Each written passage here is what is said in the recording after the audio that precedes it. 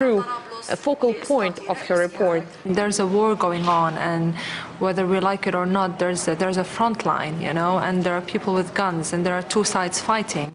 News channels know that gunfire and explosions make for strong TV, but they also can't help to blow things out of proportion.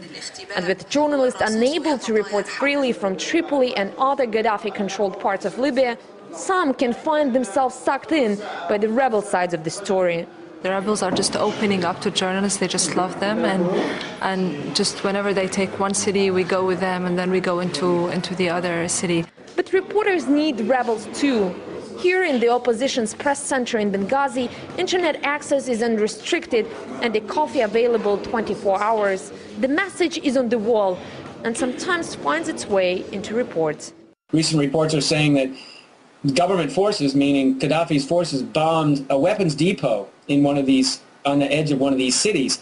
The weapons depot had already been taken over by the rebels, and it was a government weapons depot to begin with. The rebels took it over, but when Gaddafi bombed it, then of course he was the enemy and he was the dictator and he's the terrorist. If Canadian forces marched into Washington, D.C.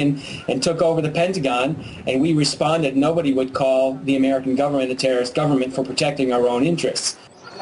Many people think that being a war correspondent takes a lot of courage and hard work, but actually often it's much easier and far more enjoyable than routine journalistic assignments, especially when the receiving side is so accommodating.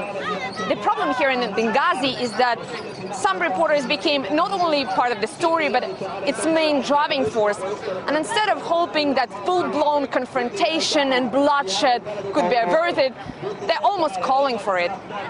Oksana Boyka, RT, Benghazi, Libya.